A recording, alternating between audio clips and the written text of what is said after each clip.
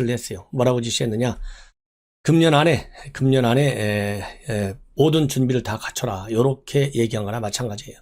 왜 그러냐면 공수처장 후보 임명 등의 나머지 절차를 차질 없이 진행해서 2021년 새해 벽두엔 공수처가 정식으로 출범할 수 있게 해달라. 이렇게 얘기했거든요. 이 얘기는 결국 뭐냐?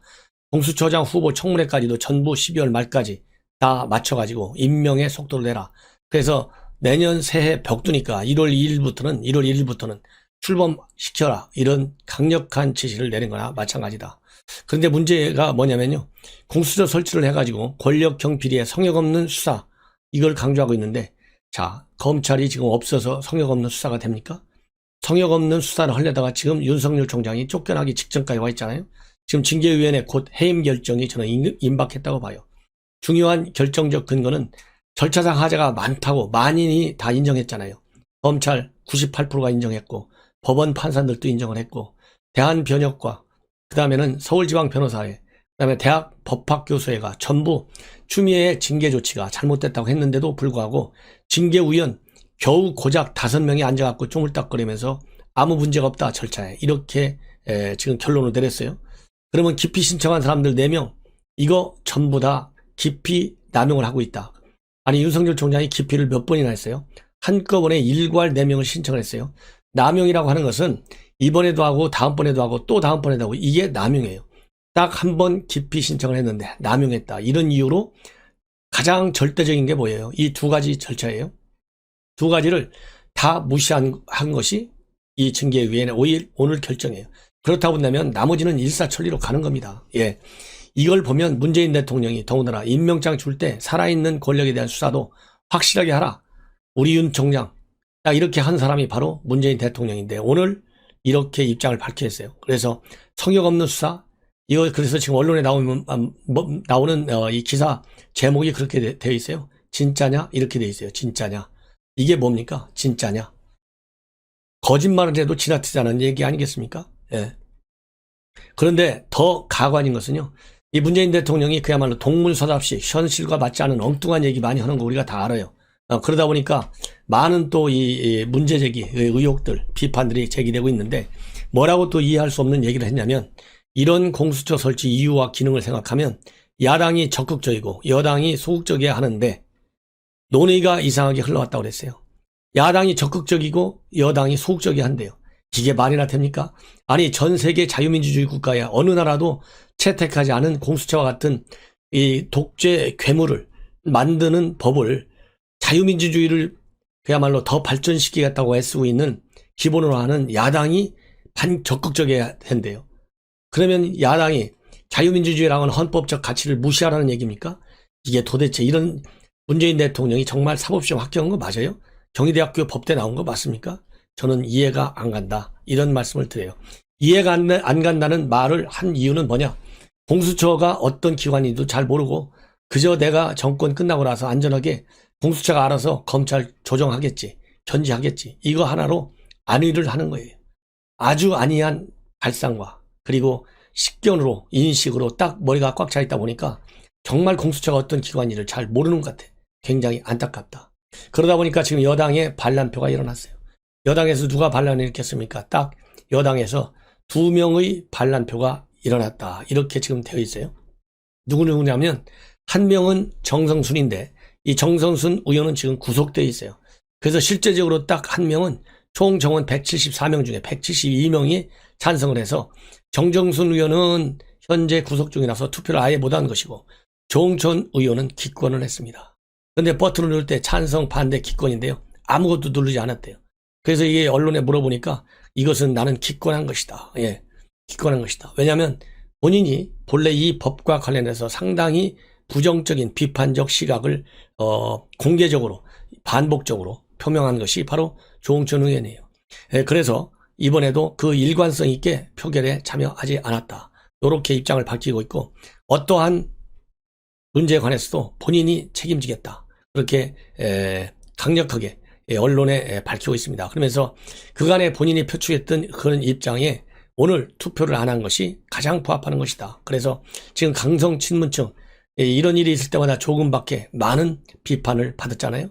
그래서 이 강성 친문들 비판에 대해서는 내가 다 감당해야 하지 않겠냐. 그렇게 담담하게 얘기를 하고 있고요. 당 지도부와 사전 교감은 전혀 없었다. 이렇게 지금 알려지고 있습니다.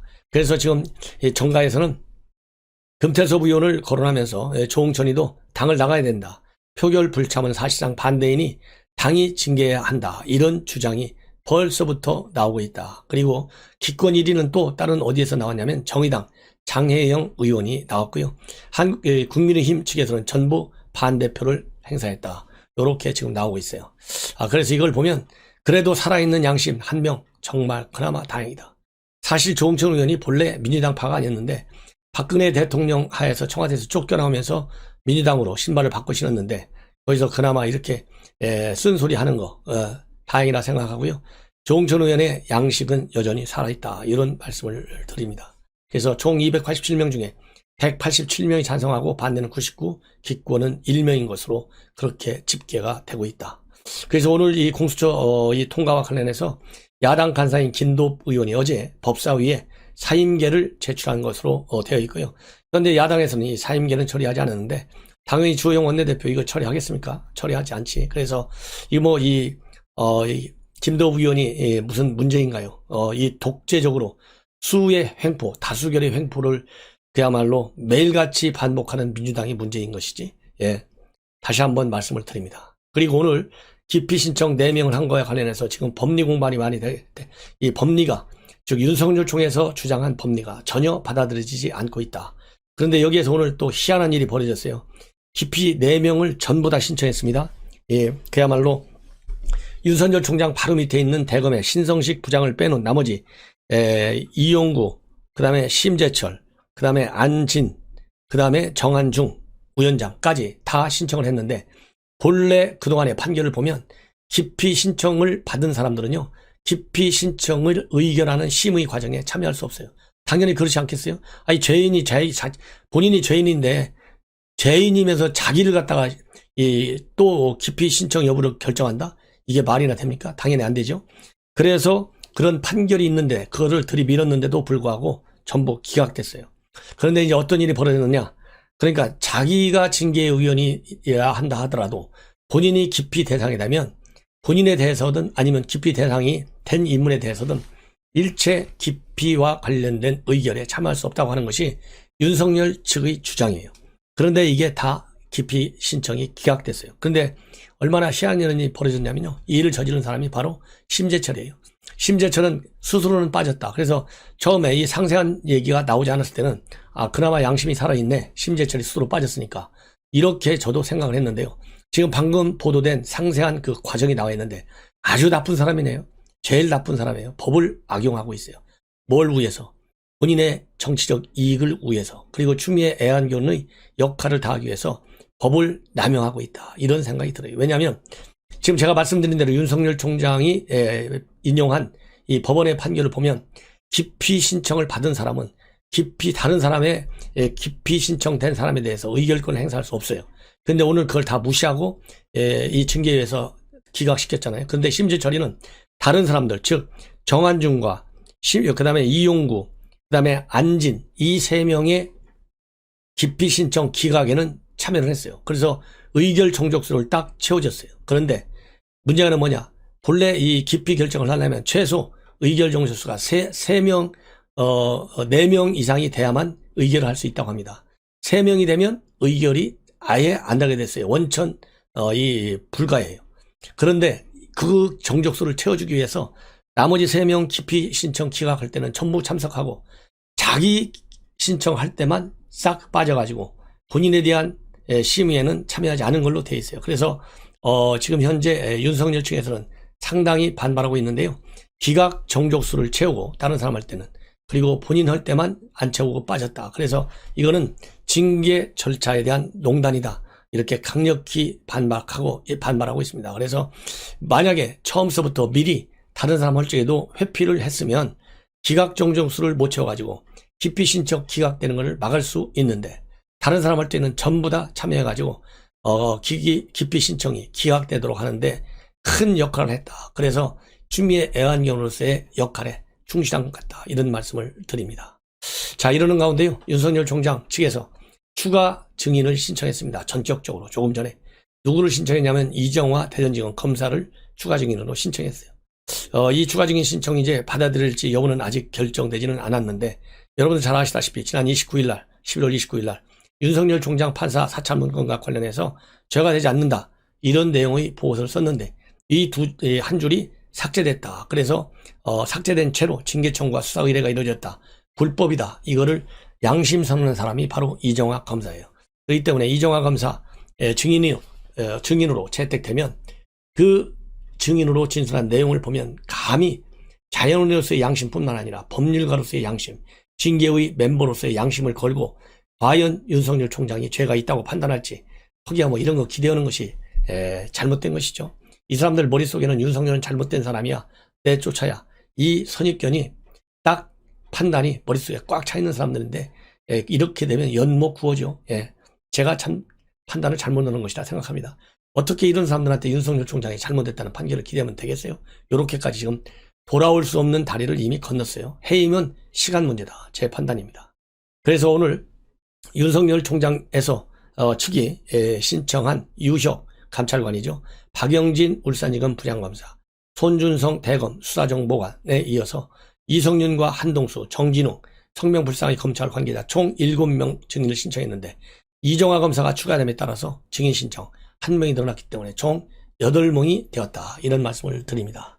그리고 오늘 국회 본회의에서 통과된 법 중에 하나가 세월호법입니다. 세월호 특별법. 6차례 조사했는데도 모자라가지고요, 다시 특별검사를 임명하자는 법안 결국 통과됐습니다. 그래서 4.16 세월호 참사 증거자료의 조작, 편집 의혹 사건 진상규명을 위한 특별검사 임명 국회 의결 요청안이 전격적으로 통과가 됐다. 그래서 다시 세월호에 대한 수사가 진행될 것이다, 이런 말씀을 드립니다. 참고적으로요, 그동안 세월호 참사와 관련해서는 검찰에서도 수사했죠, 국회에서 국정조사했죠, 감사원 감사도 했죠, 해양안전심판은 조사도 했죠.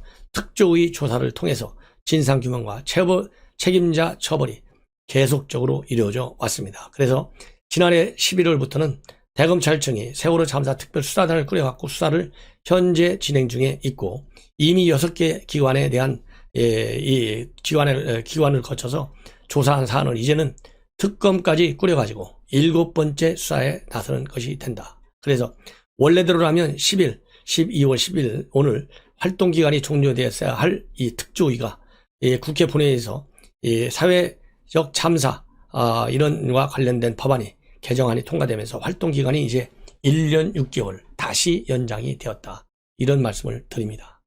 그리고 라임 사태와 관련해서 야당 정치인 윤곽근 구속영장 오늘 실질심사가 있었어요. 그런데 김봉현 전혀 본 적도 없고 알지 못한다. 수임료를 2억 원을 받은 건 맞는데 정상적으로 수임계를 쓰고 국세청에 세금까지 다 냈다, 이렇게 언론에 밝히고 있다, 이런 말씀을 드립니다. 자, 이제 마지막으로요, 미국 국방부 장관이 내정이 됐습니다. 오늘 이 바이든 대통령이 로이드 오스틴 미 국방장관 지명자를 발표했어요.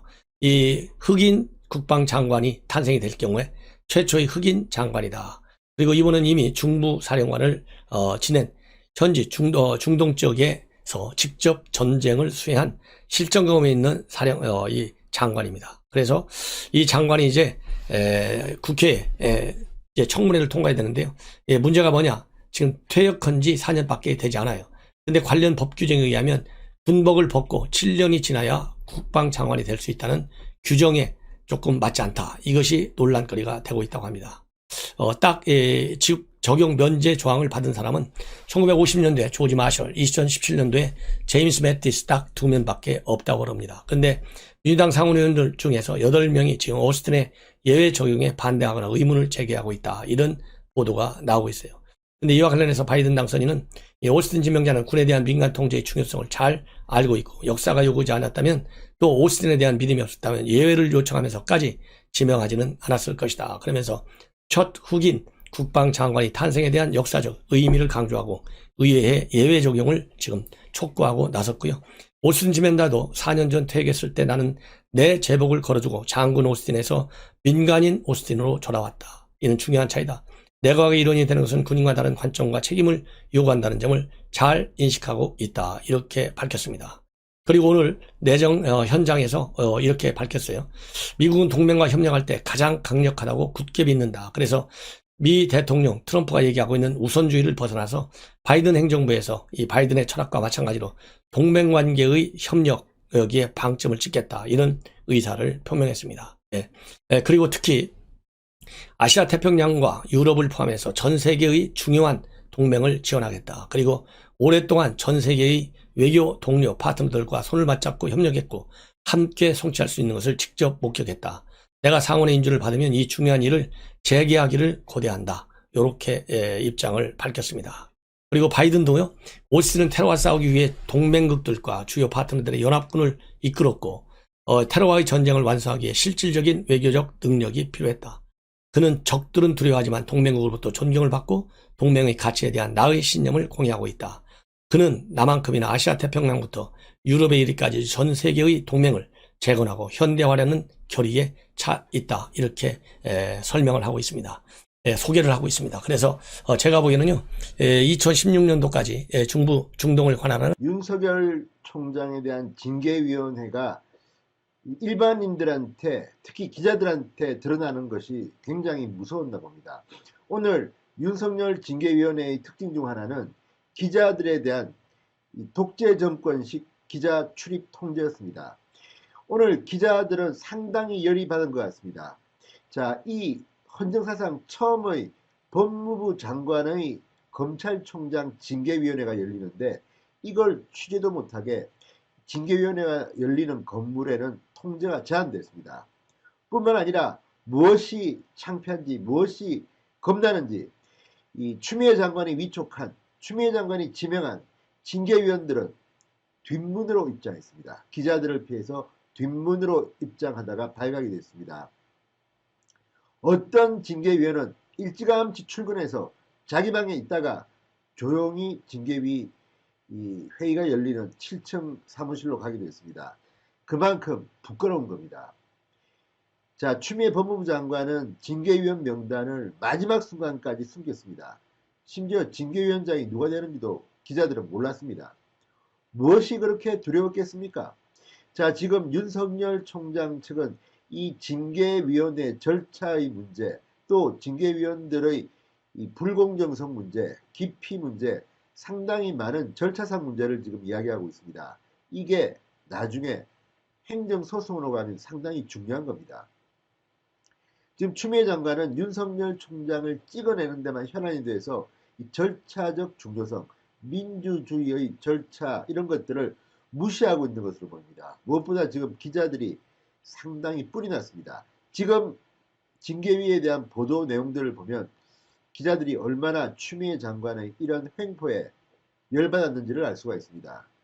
그만큼 추미애 장관, 문재인 정권은 윤석열 총장을 이렇게 조용히 밀실해서 참으로 창피하게 징계하려나 봅니다. 진성호의 융단 폭격 시작합니다. 추미애 법무부 장관을 융단 폭격합니다. 방송에 앞서 아직 진성호 방송의 구독자가 아니신 분들은 붉은색 구독 버튼 눌러주십시오. 더 좋은 방송으로 보답하겠습니다. 자, 헌정사상 처음으로 열린 검찰총장 징계위원회. 윤석열 총장 측은 징계위 절차에 하자가 있었고 위원 구성의 공정성이 우려된다는 점을 집중적으로 부각시켰습니다. 이런 가운데 국민들의 이 판단을 다 아는 것 같습니다. 징계위원들, 특히 외부 징계위원들은 창피한 듯이 카메라 앞에 당당하게 서지 못했습니다. 말도 못했습니다. 뒷문으로 슬그머니 들어오는 모습을 보였습니다. 자, 위원 5명, 이용구 법무부 차관, 심재철 법무부 검찰국장, 신성식 대검찰청 반부패 강력부장, 정한중 한국외대 교수, 안진 전남대 교수 이렇게 5명입니다. 이 중 신성식 이 대검 반부패부장과 정한중 외대교수, 안진 전남대 교수는 뒷문으로 입장한 것으로 확인됐다고 문화일보가 보도했습니다. 자, 이용구 법무부 차관과 심재철 검찰국장은 법무부에 자기 사무실이 있습니다. 일찌감치 출근해 있다가 징계위원회 현장으로 간 것으로 보입니다. 왜 그랬을까요? 윤석열 총장의 변호인들은 당당하게 정문으로 기자들의 질문에 답하면서 들어갔습니다. 반면에 징계위원들은 무엇이 그렇게 무서운지, 겁나는지, 창피한지 뒷문으로 들어갔다고 합니다. 뿐만 아니라 이 과천 법무부 청사 7층에서 비공개로 열린 이 징계위원회 기자들은 근처도 못 갔습니다. 아예 건물 자체가 봉쇄됐습니다. 이런 일은 상당히 이례적입니다. 뭐가 그렇게 두려워서 추미애 장관의 법무부는 기자들의 출입까지 막은 걸까요?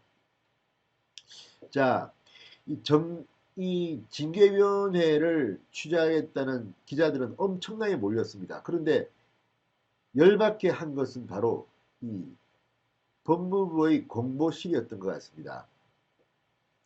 자, 오늘 이 징계회가 열린 법무부 정부 과천청사에는 취재진 100여 명이 몰렸다고 합니다.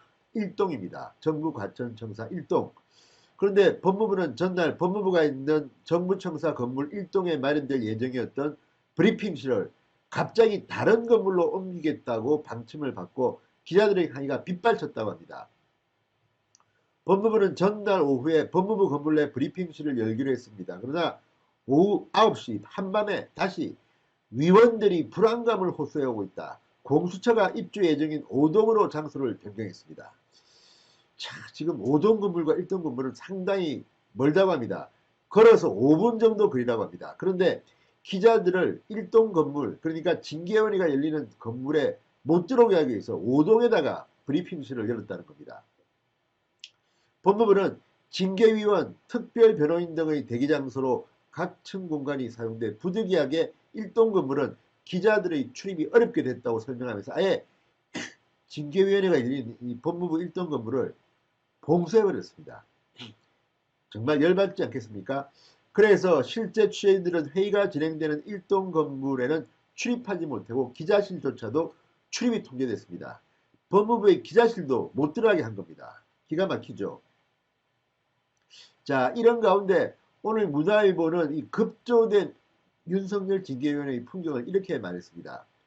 오전 9시 4분쯤 추미애 장관은 청사 정문으로 출근했다. 남색 정장을 입은 추 장관은 징계위 공정성 문제가 계속 제기됐는데 한 말씀 해달라는 기자들의 질문에 아무런 답도 없이 굳은 표정으로 건물 안으로 들어갔다.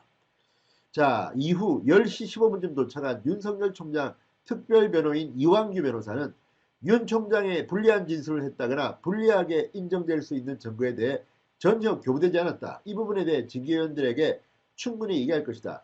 당당하게 기자들의 질문에 답했습니다. 이어서 오전 10시 30분쯤 카메라를 피해 뒷문으로 신성식 대검 반부패 강력부장과 정한중 한국외대 교수, 안진 전담대 법학전문대학원 교수가 나란히 들어갔다. 이후 5분 뒤 법무부는 징계위원회가 시작됐다고 기자들에게 알렸다.